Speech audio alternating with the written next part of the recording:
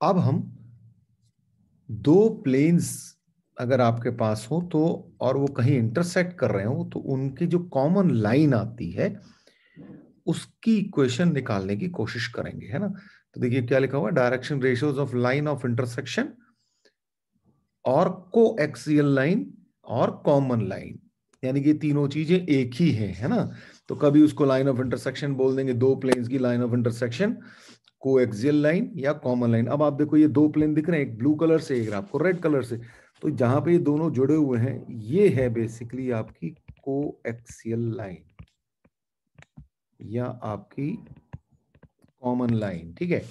अब हमें इसकी इक्वेशन निकालनी है। अच्छा, लाइन की इक्वेशन निकालनी है तो इसका मतलब आपको क्या चाहिए, एक तो पॉइंट चाहिए जो इस लाइन पे लाई करता है, ठीक है। लाइन की इक्वेशन निकालने के लिए हमें पता है एक पॉइंट चाहिए होता है, और दूसरा एक वेक्टर चाहिए होता है जो इस लाइन के अलोंग हो। ये दो चीजें हमने वेक्टर में देख लिया था, है ना, लाइन की इक्वेशन में निकाली थी। तो अब देखिए जी, तो वहां पे जो लाइन की इक्वेशन निकाली थी वो कुछ ऐसी थी, है ना, r is equal to A plus lambda into P, ठीक है। ये निकाली थी हमने लाइन की इक्वेशन। तो एक पॉइंट चाहिए और एक वेक्टर चाहिए। अब पहले सोचते हैं कि भाई वेक्टर कैसे आएगा।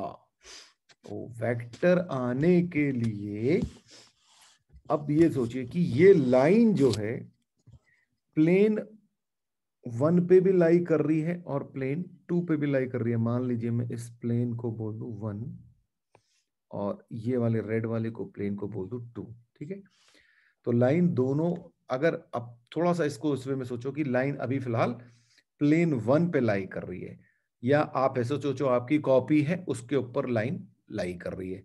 तो इसका मतलब जो प्लेन का जो नॉर्मल होगा वो इस लाइन के नॉर्मल के लिए भी नॉर्मल का काम कर रहा होगा, है ना। तो इसका मतलब ये हो गया कि हमारी जो कॉमन लाइन है that is perpendicular to n1, ठीक है, यानी कि प्लेन 1 के नॉर्मल के परपेंडिकुलर है हमारी कॉमन लाइन। और यही चीज जो है इस प्लेन 2 पे भी होगी, क्योंकि ये लाइन जो है प्लेन 2 पे भी लाई कर रही है, और अगर प्लेन 2 पे लाई कर रही है तो उसका जो नॉर्मल होगा प्लेन 2 का, उस वो भी इस लाइन के लिए परपेंडिकुलर होगा। तो CL यानी कि common line is perpendicular to N2 as well, ठीक। अब अगर ये लाइन इन दोनों के परपेंडिकुलर है तो इन दोनों के परपेंडिकुलर के क्रॉस सेक्शन से जो हमें वेक्टर मिलेगा वो क्या होगा, वो इस लाइन के अलोंग होगा, है ना। ये तो हमने वेक्टर में अच्छे से पढ़ा है। तो यानी कि CL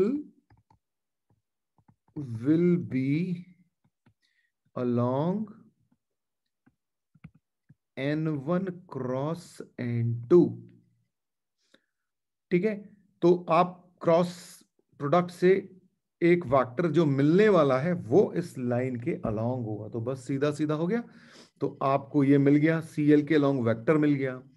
और पॉइंट अब हमें ढूंढना है, तो हमें क्या करना होगा, अब हमें पॉइंट ढूंढना है, ठीक है। तो अब एक काम करते हैं, अब एक ना एग्जाम्पल पिक कर लेते हैं, एक सिंपल सा एग्जाम्पल लेते हैं और फिर करके देखते हैं कि भाई ये कैसे निकालना है, क्योंकि ऐसे आपको समझने में थोड़ा सा दिक्कत होगी। एग्जाम्पल से ऑफ कोर्स हम हमेशा ही ऐसा ही करते हैं ना, कोशिश ये रहती है कि भाई चीजें आप एग्जाम्पल से समझ लें। सो अब ये क्वेश्चन ले लिया मैंने। Two planes are given by the equation x plus 2y minus 3z equal to 0 and 2x plus y plus z plus 3 equal to 0. अब और हमें निकालने के find common line. Common line यानी कि जो ऐसी लाइन जो इन दोनों प्लेन्स के इंटरसेक्शन पॉइंट से पास करती है। अच्छा एक बात देखो, इन दो प्लेन्स या तो इंटरसेक्ट करेंगे, और इंटरसेक्ट करेंगे तो वहां पे क्या होंगे, इनफाइनाइट पॉइंट्स होंगे, है ना भाई। आप दो कॉपीज को आपस में मिला के देख लो, या अगर वो मिल रही होंगी तो ऑब्वियसली वहां पे इंटरसेक्शन पॉइंट इनफाइनाइट होंगे ना। जैसे मान लीजिए एक प्लेन ये मेरा हाथ है एक और हाथ है, तो अगर ये ऐसे हो रहा है तो कहीं जहां पे भी मिल रहे हैं वहां पे तो इनफाइनाइट पॉइंट्स होंगे ना। ये जो पॉइंट जहां पे मेरी उंगलियां मिल रही हैं तो ये क्या होंगे, इनफाइनाइट पॉइंट्स होंगे यहाँ पे। ठीक है। और अगर प्लेन नहीं मिल रहे होंगे तो कहीं भी नहीं मिल रहे होंगे। ऐसा नहीं होगा दोनों प्लेन किसी एक पॉइंट पर इंटरसेक्ट कर दें, हमेशा एक लाइन मिलेगी आपको। ठीक है, ये ध्यान रखना आप। बहुत कॉमन जनरल सी बात है, पर क्या होता है कि कुछ चीजें बता दो तो ध्यान रहती हैं बस, है ना। तो अब ये हो गया, दो प्लेन की इक्वेशन अब आपको दे रखी है और हमसे पूछ रहा है कि भाई कॉमन लाइन की इक्वेशन बताओ। अब जैसे ही हमें प्लेन की इक्वेशन मिली, हमें इनके नॉर्मल के डी आर्स मिल गए। ये मैंने आपको पिछले लेक्चर में भी बहुत क्लियर कर दिया था कि जैसे ही आपको प्लेन की इक्वेशन मिलती है, जो उसमें एक्स वाई जेड के जो कोफिशिएंट होते हैं, वो उसके वन ऑफ द नॉर्मल्स के डी आर्स होते हैं। तो यानी कि n1 जो होगा हमारा, वो क्या होगा, 1 2 -3 एक्स वाई जेड के कोफिशिएंट, और n2 जो होगा वो होगा 2 1 1। ठीक। और मैंने अभी आपको बताया था कि n1 क्रॉस n2 से हमें वो वेक्टर मिलने वाला है जो जिसके अलोंग ये लाइन लाई कर रही है। तो n1 क्रॉस n2 निकाल लिया जाए। n1 क्रॉस n2 निकालेंगे तो i cap j cap k cap 1 2 -3 2 1 1, ये आ गया। तो इसको सॉल्व किया जाए तो क्या आएगा हमारे पास, i कैप 2 और +3 5 हो गया, माइनस j कैप हो गया 1 +6 यानी कि 7 हो जाएगा, चलिए कोई बात नहीं, और प्लस k कैप हो जाएगा 1 -4 यानी कि 5i cap -7j cap -3k cap. यानी कि अब मैं अगर इसको आराम से लिखना चाहूँ तो 5 -1 -3, ये हमारे D R's of the n1 cross n2 एक तरीके से हो गए। ठीक है, ये वेक्टर आ गया हमारे पास, ये वाला वेक्टर जो है ये उस लाइन के अलोंग होगा। अब वेक्टर मिल गया, अब हमें चाहिए क्या, हमें चाहिए कॉमन पॉइंट। अच्छा, अब जरा ध्यान देना, कॉमन पॉइंट निकालने का एक बहुत ही सिंपल सा तरीका होता है। ये जो दो आपको प्लेन की इक्वेशन दी गई है ना, इनमें किसी एक के कोफिशिएंट को 0 कर दो। ठीक है, तो यानी कि अगर मैं दोनों में से z अगर मैं 0 कर दूं तो मेरे पास क्या आ रहा होगा, x + 2y और इक्वल टू 0 यहां से मिल गया। जब z को 0 किया मैंने, z कंपोनेंट को, यानी कि z के कोफिशिएंट को एक तरह से 0 कर दिया है मैंने, है ना। और ऐसे ही इसको 0 कर दूं तो यहां से क्या मिलेगा, 2x + y = -3। इन दोनों को सॉल्व कर लो। इन दोनों को जब आप सॉल्व करोगे तो आपको मिल जाएगी इक्वेशन, मतलब x और y के कोफिशिएंट मिल जाएंगे। तो इन दोनों को देखो साफ ही दिख रहा है, मतलब मैं अगर x = -2 और y = 1 रख दूं तो मेरे को ये इसका सोल्यूशन होगा। तो x मिल गया, y मिल गया, z हमने 0 रखा था, तो जैसे ही ये मिला हमारे को कॉमन पॉइंट मिल गया -2 1, 0।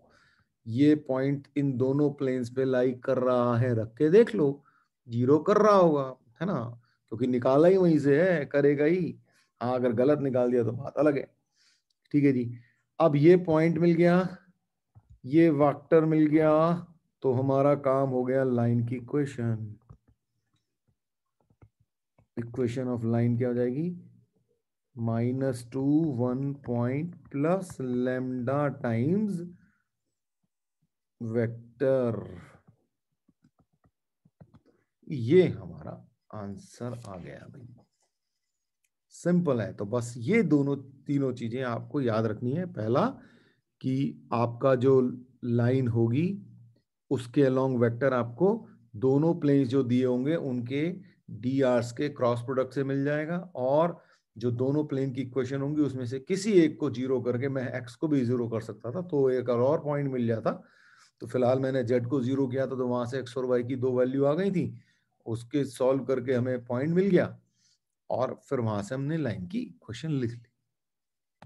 अब बात करेंगे इंटरसेप्ट फॉर्म ऑफ प्लेन। पिछले लेक्चर में हमने कार्टेशियन फॉर्म देखी थी, वेक्टर फॉर्म देखी थी प्लेन की। अब बात करेंगे intercept form of a plane. तो मान लीजिए ये हमारा प्लेन है, कोऑर्डिनेट एक्सिस दिख रहे हैं हमारे को, ये x है, ये हमारा लेट्स से y है, और ये z एक्सिस है। तो और जो इसके पॉइंट हैं वो है a0 0, y पे जो ये कट कर रहा है वो है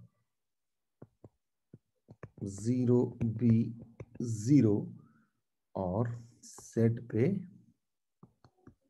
0 0c। ठीक है, तो अगर हमारा ऐसा प्लेन है एक, तो इसकी इक्वेशन बहुत सिंपल है। देखो, equation of line intercept form में क्या होती थी, याद करो, x upon A plus Y upon B is equal to 1। ठीक है, तो यहां पे प्लेन की इक्वेशन, क्योंकि 3 डायमेंशन इन्वॉल्व हो गई, तो वहां पे क्या हो जाएगी, x upon A plus Y upon B plus z upon C equal to 1। तो ये हमारी प्लेन की इक्वेशन हो जाएगी इन द इंटरसेप्ट फॉर्म।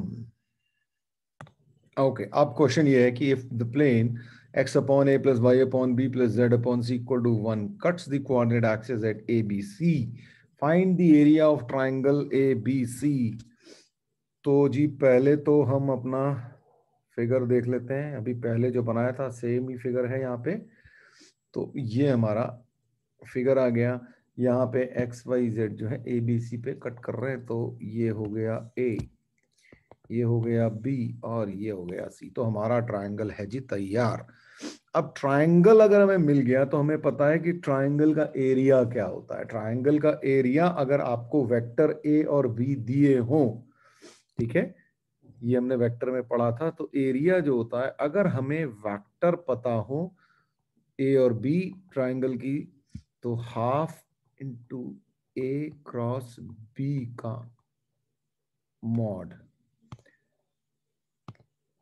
ठीक है, ये हमारा एरिया होता था। लेकिन हमारे पास अगर ए और बी जो है क्या होते थे, उसकी साइड्स के वेक्टर होते थे। ठीक है ना, किसी भी दो साइड्स के वेक्टर होते थे, तो उसका एरिया हम ऐसे निकालते थे। लेकिन अभी क्या है, हमको तो पॉइंट्स दिए गए हैं। अगर हमें पॉइंट दिए गए तो हमारे लिए वेक्टर निकालना बहुत आसान है। पॉइंट माइनस पॉइंट करके हम वेक्टर निकाल लेते हैं, तो भैया निकालो। तो इसका मतलब अब इस केस में हमारा जो एरिया होगा, एरिया ऑफ ट्राइंगल एबीसी क्या होगा, half into mod of vector C B और सी ए निकाल लेते हैं, या सी ए क्रॉस सी बी, ये हम निकाल लेते हैं। तो वही करिए, अब जरा सी ए निकालें। तो सी ए निकालेंगे तो क्या हो जाएगा हमारा, a माइनस 0, तो ये हो जाएगा 0, सॉरी A 0 A और माइनस सी ए,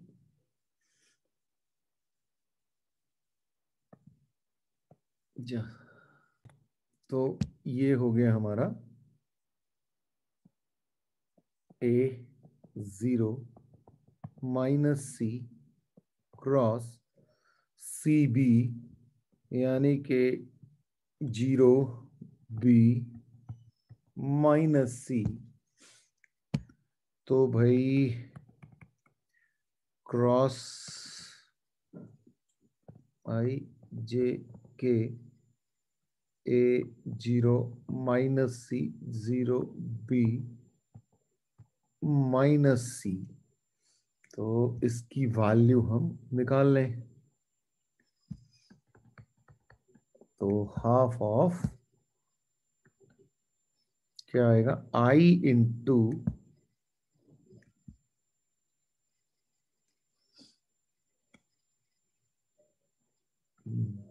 0 minus BC minus J into minus AC minus 0 plus K into AB minus 0 यानी कि half of minus B C I cap plus A C J cap और plus A B K cap. और अगर मुझे इसका mod निकालना है तो वो क्या आ जाएगा, half mod of B C square कर देंगे प्लस ए सी स्क्वायर हो जाएगा और plus A B whole square. ये आपका आंसर होगा। अब क्वेश्चन ये है, a plane meets the coordinate axis in ABC such that the centroid of triangle ABC is the point PQR. Show that the equation of the plane is x upon p plus y upon q plus z over r is equal to 3. ऐसा आपको show करना है। तो भाई सबसे पहले काम तो हम ये करें कि हम मान लीजिए अपना जो ट्रायंगल ABC है ना, इसको बना लें। और क्योंकि हमारा जो फिगर था पिछली बार वाला बिल्कुल वैसा सही चल रहा है ना, तो इसको तो पहले ले आते हैं साथ में। ये आ गया हमारा फिगर, ठीक। ये हो गए ए बी सी। तो हमारे जो प्लेन की इक्वेशन है वो क्या है, तो इक्वेशन ऑफ प्लेन इस केस में, जबकि ए बी सी के कोऑर्डिनेट्स जो हैं ये आपको दिख रहे हैं ऑलरेडी, हम कर भी चुके हैं ऐसा क्वेश्चन, तो इसलिए कोई दिक्कत नहीं है। X upon A plus Y upon B plus Z upon C equal to 1। अब हमें ये दे रखा है कि कोऑर्डिनेट अगर ए बी सी हैं और सेंट्रॉइड के कोऑर्डिनेट जो है पी क्यू आर हैं, तो सेंट्रॉइड अगर मैं ए बी सी की टर्म में निकालना चाहूं तो क्या होगा, सेंट्रॉइड जो होगा वो क्या होगा हमारा a/3 b/3 और c/3 हो जाएगा, है ना। अब ये c/3 है, लेकिन ये गिवन क्या है, ये दे रखा है इस किसके बराबर है, PQR के बराबर है। तो इसका मतलब ये हो गया कि a इज इक्वल टू हो गया हमारा 3p, b is equal to हो गया 3q और c इज इक्वल टू हो गया 3r। वैल्यू रख दो जी इस इक्वेशन में। अब आपको दिख गया होगा कि आ रहा है x a की जगह 3p, y की में b की जगह 3q plus z over 3r is equal to 1। 3 चला गया उधर, तो आ गया आपके पास x over p plus y over q plus z over r is equal to 3। यही आपको प्रूव करना था, सिंपल। अब बात करेंगे normal form of a plane. The vector equation of a plane normal to unit vector n cap and at a distance d from the origin is given by r dot n cap is equal to d। तो ये आपकी equation है जो आपको याद रखनी है। लेकिन अब ये आया कैसे, इसको जरा सोचने की कोशिश करता है। भाई आपके पास ये प्लेन है, अच्छा जनरली ना प्लेन को हम पाई से डिनोट कर रहे होते हैं, ठीक है। ये ध्यान रखना, अभी तक मैंने आपको बताया नहीं, क्योंकि हर चीज वक्त पाने पे ही करनी चाहिए। तो कई बार ऐसा लिखा होगा प्लेन पाई, तो यानी कि आपको उसको डिनोट करने का तरीका है पाई, ठीक है। जैसे ट्राइंगल को आपका डिनोट पता ही आप कैसे करते हैं, तो प्लेन को हम पाई से डिनोट करते हैं, ठीक। तो अब ओ है ओरिजिन, और ओरिजिन से इस प्लेन पे ओ एन एक परपेंडिकुलर डला हुआ है, ठीक है जी। और ओ एन की जो डिस्टेंस है वो डी है, ये आपको दिख रही है, ओ एन की डिस्टेंस डी है। और एक ये यूनिट वेक्टर है एन कैप इस ओ एन की डायरेक्शन में। तो अब मैं अगर ओ एन की डायरेक्शन में एक यूनिट वेक्टर है एन, एन कैप, और ओ एन की लेंथ जो है डी है, तो वेक्टर ओ एन क्या हो जाएगा, तो वेक्टर ओ एन जो हो जाएगा वो क्या हो जाएगा भाई, unit vector into the magnitude, magnitude है डी, तो डी एन कैप हो जाएगा हमारा ओ एन वेक्टर। अब इसी प्लेन पे मान लीजिए एक पॉइंट है हमारे पास आर, एक जनरल पॉइंट है आर, या पी बोल लेते हैं, जिसके की पोजीशन वेक्टर जो है आर है, ठीक है। तो लेट्स से ये हमारा एक पॉइंट है पी। तो अब अगर मैं इन दोनों को ज्वाइन कर दूं, ठीक है, पी का पोजीशन वेक्टर है आर, तो अगर मैं एन और पी को अगर मैं ज्वाइन कर दूं तो क्या होगा भाई, ये जो वेक्टर मिलेगा मुझे, ये वाला वेक्टर जो है ओ एन के परपेंडिकुलर होगा, है ना। तो एन पी जो है, एनपी वेक्टर जो है, क्योंकि एनपी वेक्टर लाई कर रहा है प्लेन के ऊपर, और ये किसके परपेंडिकुलर होगा, ओ एन वेक्टर के परपेंडिकुलर होगा, क्योंकि ओ एन हमने परपेंडिकुलर ही डाला था प्लेन के ऊपर। तो ये ओ एन जो है ये परपेंडिकुलर है एनपी के, या NP is perpendicular to O N, दोनों एक ही बात है, ठीक है। तो इसका मतलब ये हो गया कि हम एनपी जो है that is perpendicular to n cap, क्योंकि ओ एन किसकी डायरेक्शन में, एन कैप की डायरेक्शन में, ठीक है। तो NP is perpendicular to n cap. अच्छा, एनपी क्या होगा, एनपी होगा हमारा आर, इसका position vector of P minus position vector of N. Position vector of N क्या हो जाएगा, डी एन हो जाएगा, है ना। तो r minus d n cap dot n cap equal to zero हो जाएगा, क्योंकि अगर परपेंडिकुलर है तो डॉट प्रोडक्ट जीरो होता है। तो अब यहां से लिखें तो r dot n cap minus d n cap dot n cap equal to zero, यानी कि r dot n cap minus d, n cap square होगा, एन कैप क्योंकि यूनिट वेक्टर है तो स्क्वायर जो है 1 हो जाएगा, तो यानी कि इसका ये हो गया जीरो, यानी कि r dot n cap equal to d, यही हमें प्रूव करना था। तो ये जरा आप याद रखिएगा। अच्छा, कई जगहों पे इस चीज को जो है डी की जगह पी भी लिया जाता है ना, तो कोई फर्क नहीं पड़ेगा, अगर आपको पी कहीं दिखने को मिले तो r dot n cap is equal to p, तो आप समझ लेना भाई ये डी जो है परपेंडिकुलर डिस्टेंस के बदले ये पी को परपेंडिकुलर डिस्टेंस ले रहा है। अच्छा, अब जरा एक चीज ध्यान देना, अगर मान लीजिए एन कैप जो है हमारा जो यूनिट वेक्टर है, अगर इसके डायरेक्शन कोसाइंस अगर हम लें तो हम जनरली क्या लेते हैं, यूनिट वेक्टर के जो डायरेक्शन कोसाइंस होते हैं वो एल एम एन ले लेते हैं, ठीक है।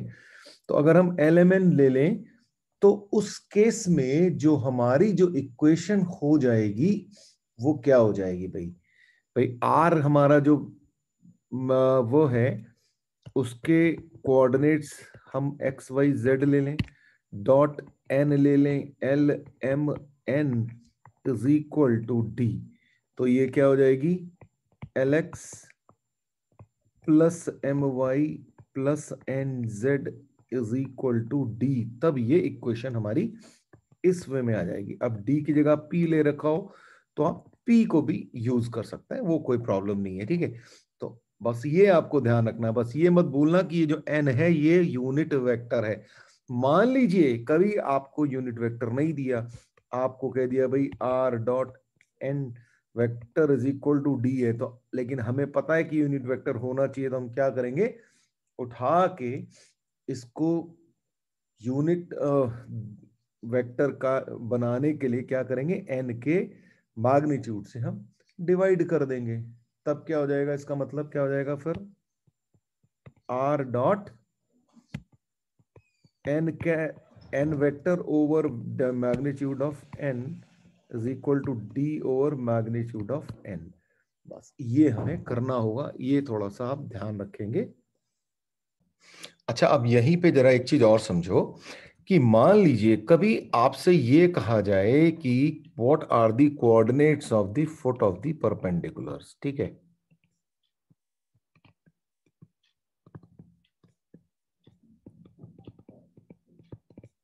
Coordinates of foot of perpendicular, यानी कि आपसे इस पॉइंट एन के कोऑर्डिनेट्स पूछे जाए तो वो क्या है, वो तो हमने देख ही लिया ना, वो क्या है, डी एंड एन कैप। तो और डी एन कैप क्या है हमारा, एल एम एन, तो d into l m n या डी एल डी एम या डी एन होंगे। तो सीधे सीधे कई बार ऐसा क्वेश्चन पूछा जाता है कि बताओ भाई इनके जो कोऑर्डिनेट्स हैं फुट ऑफ द परपेंडिकुलर वो क्या है, तो ये आपको सीधे सीधे यहां से निकल आने चाहिए। या और डी क्या है, डी आपको पता है ये परपेंडिकुलर डिस्टेंस है from the origin of this point N. तो अब मान लीजिए आपसे ये क्वेश्चन कहा गया कि find the vector of vector equation of a plane which is at a distance of 8 unit from the origin and which is normal to the vector 2i plus j plus 2k। तो अब हमें यहां पे distance जो है, origin से distance जो है वो 8 यूनिट दे दिए, यानी कि d जो है हमें 8 इसने ऑलरेडी दे दिया। अच्छा, vector is parallel to which is normal to this vector this. तो नॉर्मल यानी कि एन वेक्टर जो है हमें वो दे दिया गया है 2i प्लस जे प्लस 2k। लेकिन हमें एन नहीं चाहिए, हमें एन कैप चाहिए। मैंने आपको याद दिलाया था कि भाई ध्यान रखना कि एन कैप होता है, तो एन कैप क्या होगा, मैग्नीट्यूड से डिवाइड कर दो।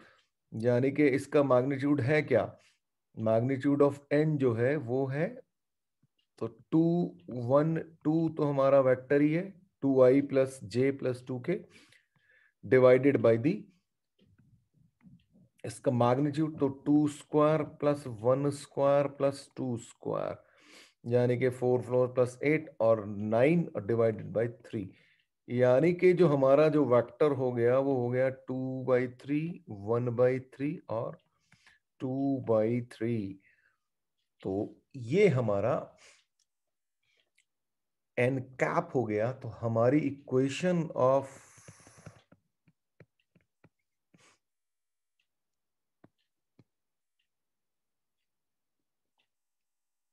जो रिक्वायर्ड हमारी इक्वेशन है वो क्या है, हमारी इक्वेशन ऑफ प्लेन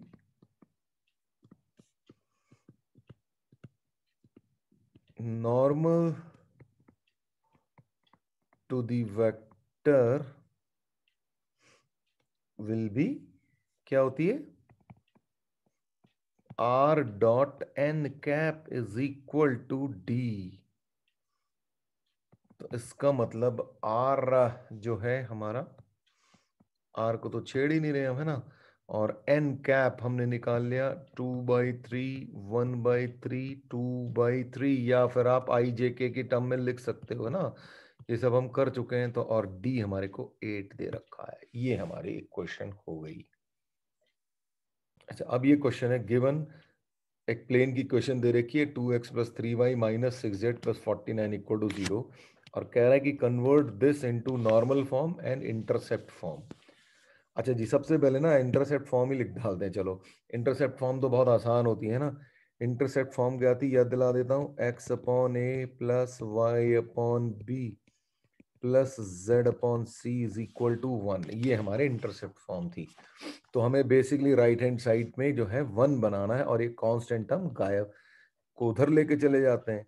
तो यानी कि हमारे को हमारी जो इक्वेशन है वो है 2x plus 3y minus 6z is equal to -49।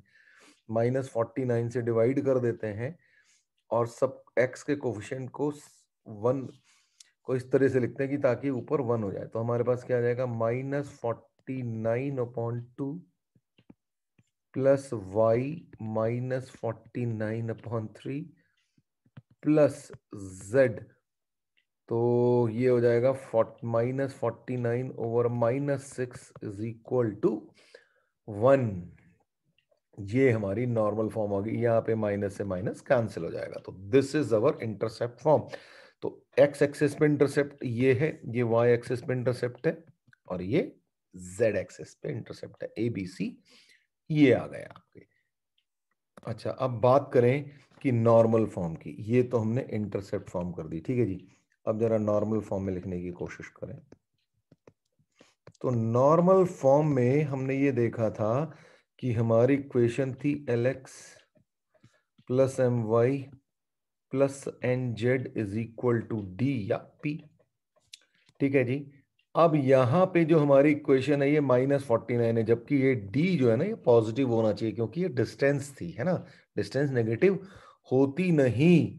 और LMN में खास बात क्या थी कि L² plus M² plus N² is equal to 1 होता है, क्योंकि डायरेक्शन कोसाइंस होते हैं ये, और डायरेक्शन कोसाइंस में L² plus M² plus N² 1, ये आप बहुत क्रिटिकल कंडीशन है, मैंने आपको पहले भी बताया हुआ है।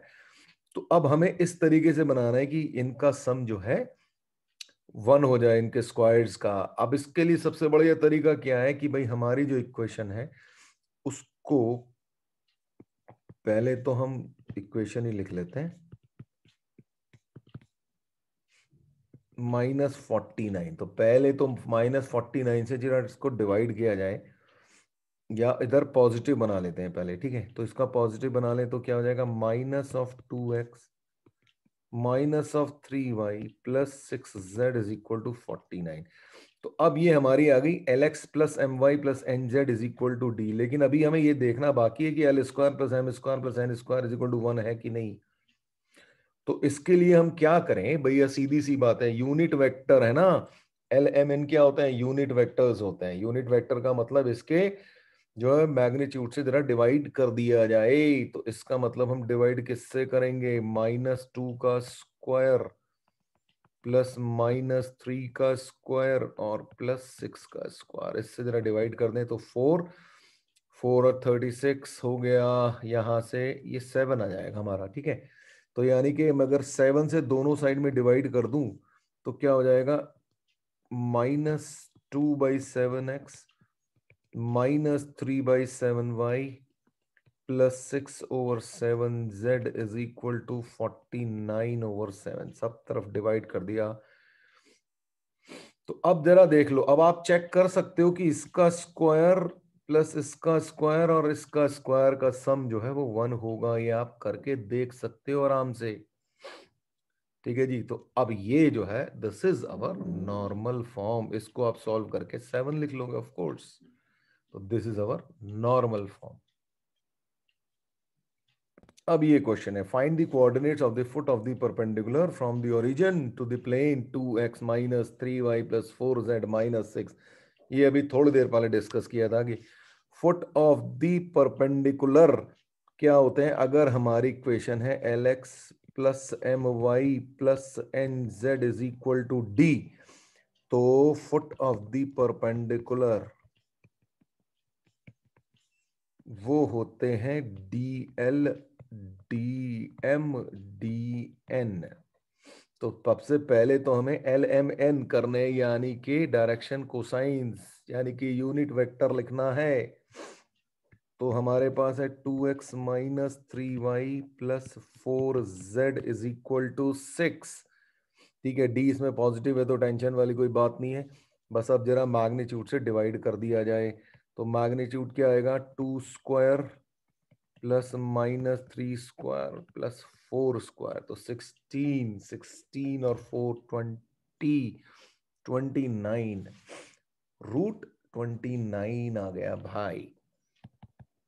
यानी कि जो हमारी जो इक्वेशन हो जाएगी तो ये हो गई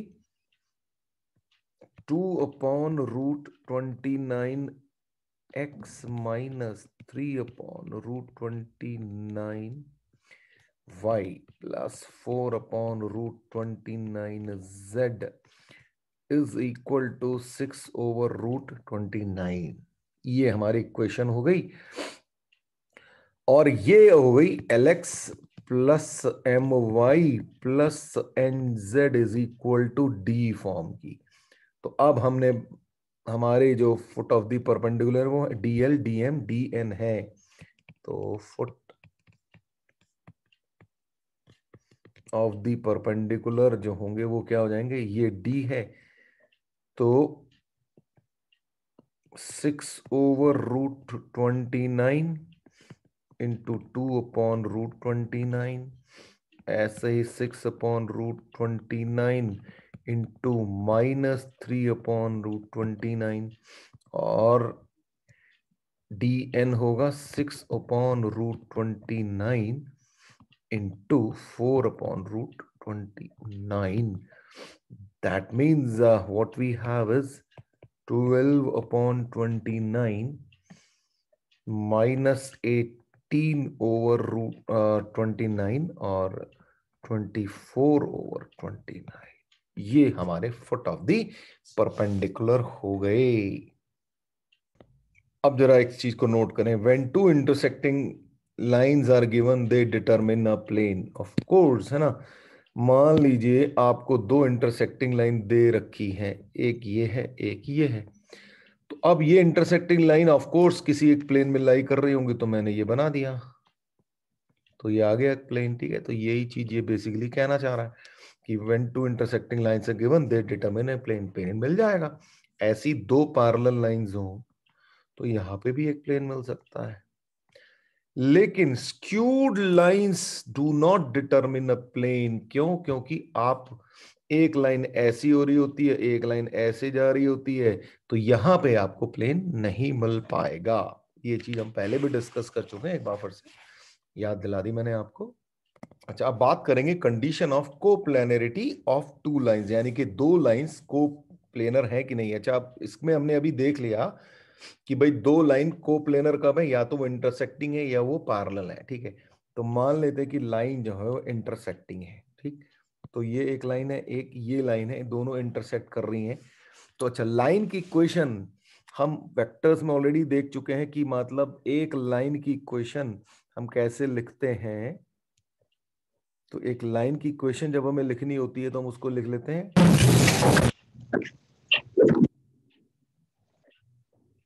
ठीक है, तो ये हमने लिख दी लाइन की equation. R is equal to A plus lambda P vector और दूसरी की B plus mu into lambda Q vector. ठीक है. अच्छा, P यानी कि इसका मतलब ये हो गया कि इस लाइन पे एक पॉइंट है A. ठीक है, और यहां पे इस लाइन पे एक पॉइंट होगा B. ठीक, और ऐसे ही ये जो लाइन है वो वेक्टर P के अलोंग होती है और ये वाली लाइन जो है वेक्टर Q के अलोंग होती है. तो अब देखिए जी, हमारे पास अभी क्या सिचुएशन है. एक वेक्टर P है, एक वेक्टर Q है, और अगर मैं A B को ज्वाइन कर दूं तो एक वेक्टर और मिल जाएगा मुझे, है ना. A B को ज्वाइन करते ही A माइनस B करके एक मुझे वेक्टर मिल जाएगा. तो अब हुआ क्या कि एक वेक्टर हो गया A माइनस B, एक वेक्टर हो गया P और एक वेक्टर हो गया Q.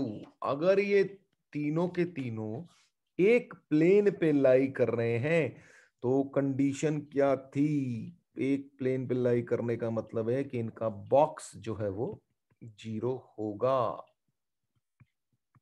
तो ये हमारी कंडीशन आ गई when two lines are intersecting.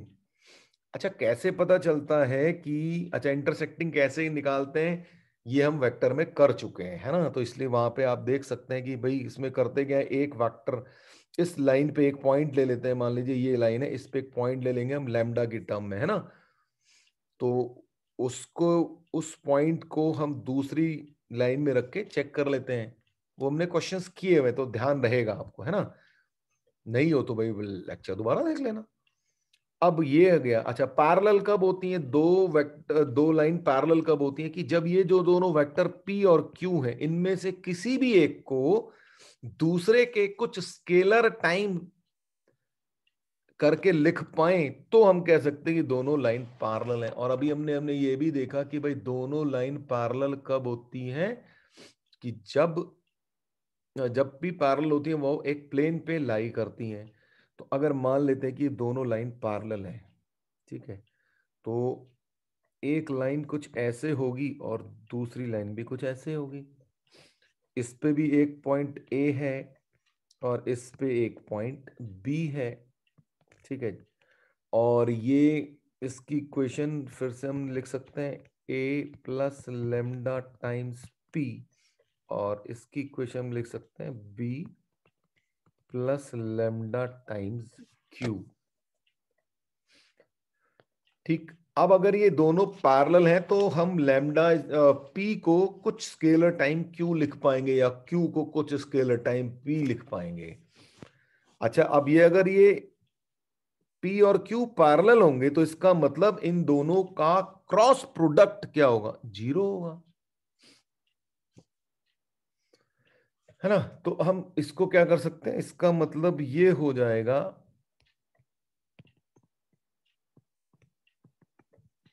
A minus B dot P cross Q equal to zero.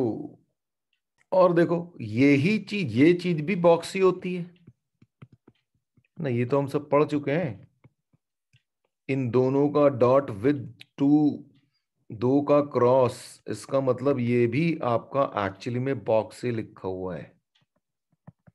तो इसका मतलब ये और ये तो सेम ही है। तो इसका मतलब अगर आपको कोप्लेनरिटी की बात हो रही है, दो लाइंस अगर कोप्लेनर बात कर रहा है, तो बस कुछ नहीं करना, बॉक्स इक्वल टू जीरो कर देना है। यानी कि ये, अब ये भी नहीं सोचना कि भाई ये पैरेलल होनी है कि इंटरसेक्टिंग होनी है, कुछ नहीं करना। बस ए माइनस बी वेक्टर निकालो, एक पी वेक्टर पता ही होगा, क्यू वेक्टर पता ही होगा, तीनों का बॉक्स अगर जीरो आ गया तो वो कोप्लेनर होंगी। अब जरा एक क्वेश्चन है, गिवन लाइंस, दो लाइन दे रखी है, 2j प्लस के प्लस लैम्डा इंटू 1 - 1 1, और दूसरी लाइन है 236 प्लस म्यू इंटू 215, और कह रहा है कि भाई find whether lines are intersecting और not, and if they are intersecting find the equation of the plane containing the lines. अब सवाल यह है कि लाइन इंटरसेक्ट कर रही है कि नहीं कर रही है। अच्छा, पहले सोचे पैरेलल है कि नहीं है। भाई अब मैं अगर इस लाइन को मैं कुछ ऐसे सोचूं, r is equal to A plus lambda times vector p, और इसको मैं सोचूं r is equal to b plus mu times q, तो पैरेलल होने के लिए मैंने अभी आपको बताया था कि p को कुछ स्केलर टाइम्स q लिख सकते हो या q को कुछ स्केलर टाइम p लिख सकते हो। तो अब देखो जरा, यहां पे है p क्या है, ऐसे सोचो तो P जो है वो है हमारा 1 - 1 1, और Q जो है वो है 215। तो आप P और Q को कुछ भी आपस में स्केलर टाइम नहीं लिख पाओगे, है ना। तो क्योंकि इनके जो कोऑर्डिनेट्स हैं वो बेसिकली प्रोपोर्शनल नहीं है, तो अगर नहीं लिख पाएंगे तो ये पैरेलल तो है नहीं, पैरेलल नहीं है तो इंटरसेक्टिंग देखना है, तो इसका मतलब हमें इनका बॉक्स जो है वैसे जीरो करके देखना पड़ेगा। ऑल्दो वहां से भी दिख ही जाता है ना कि, तो अब देखते हैं इंटरसेक्टिंग के लिए हम क्या है, इन दोनों का पी क्यू तो मिल गया, अब ए माइनस बी और निकाल लेते हैं भैया।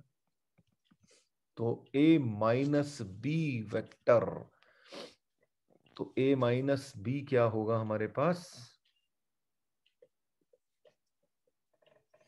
ए माइनस बी 2j, तो आई तो है ही नहीं इसमें।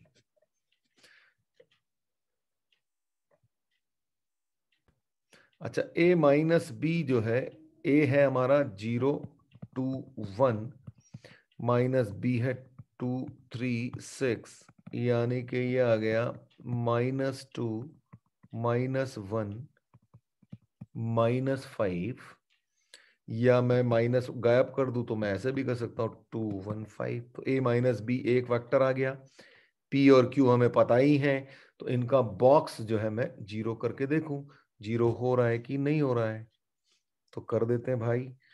तो 215, 1 - 1 1 और 215। अब देखो यहां पे क्या हुआ, एक रो और दूसरी रो इक्वल हो गई, तो इस डिटर्मिनेंट की वैल्यू तो जीरो ही आने वाली है, यानी कि ये दोनों लाइन जो है कोप्लेनर तो है ही और इंटरसेक्टिंग भी है। ठीक है, कोप्लेनर बॉक्स जीरो हो गया, और कोप्लेनर कब कब होती हैं, या तो इंटरसेक्टिंग हो या पैरेलल हो। पैरेलल ये है नहीं क्योंकि हम देख चुके हैं कि पी और क्यू में आपस में कोई भी स्केलर टाइम्स रिलेशनशिप है नहीं। तो कोप्लेनर है तो इंटरसेक्टिंग, कोप्लेनर इंटरसेक्टिंग लाइन, तो ये चीज हमने देख ली भाई। अच्छा, अब सवाल यह है कि अब हमें लिखना है equation of the normal, sorry equation of plane. ठीक है, तो सिचुएशन ये है कि हमारे पास एक कोई प्लेन है जिसके अंदर दो इंटरसेक्टिंग लाइंस हैं ये, और दोनों लाइन में एक एक पॉइंट हमें पता है, यानी कि इस प्लेन पे लाइन करने वाले दो पॉइंट हमको पता है। ठीक है, अब सवाल ये है कि हम जो इस प्लेन की इक्वेशन को हम कैसे लिखेंगे भाई। प्लेन की इक्वेशन लिखने का तरीका क्या था, वो था r minus a dot n, ये करके हम लिख रहे थे।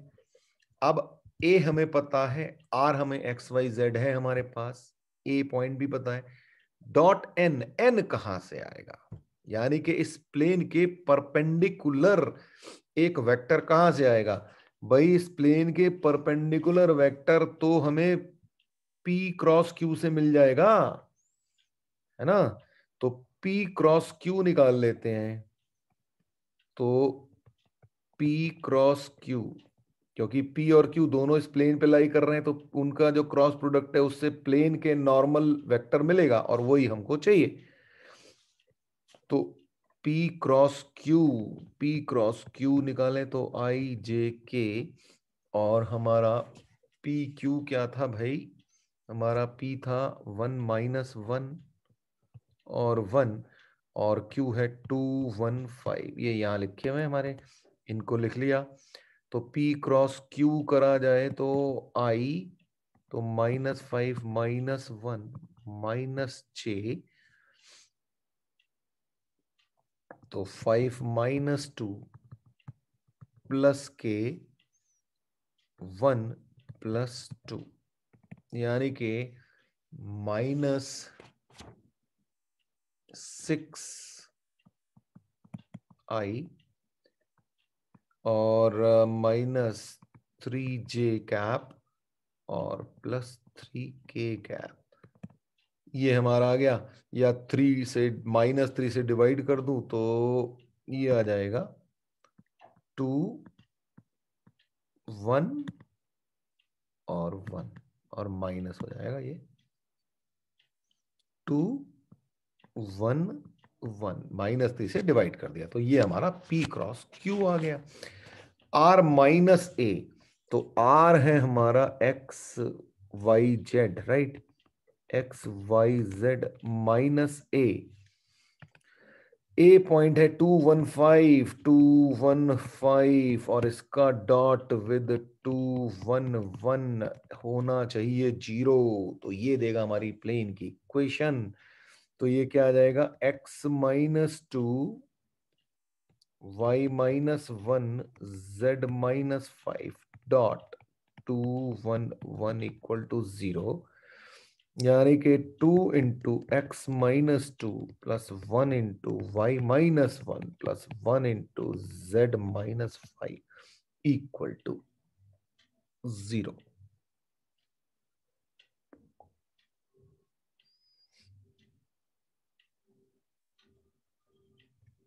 हो, एक गलती हो गई भाई, हमारे पास तो a - b लिख दिया मैंने, ये a पॉइंट तो ये है 0 2 1 है, ओके।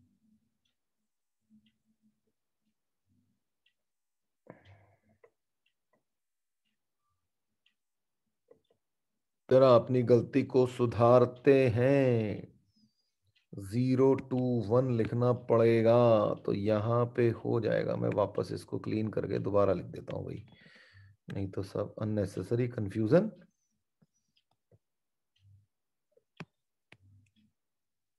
तो ये हो गया 0 2 1, तो ये हो गया x y - 2 z - 1 डॉट 2 1 1 = 0। तो ये हो गया 2x + y - 2 + z - 1 = 0, यानी कि 2x + y माइनस, z तो गायब हो गया, नहीं y माइनस, अच्छा y + z - 3 =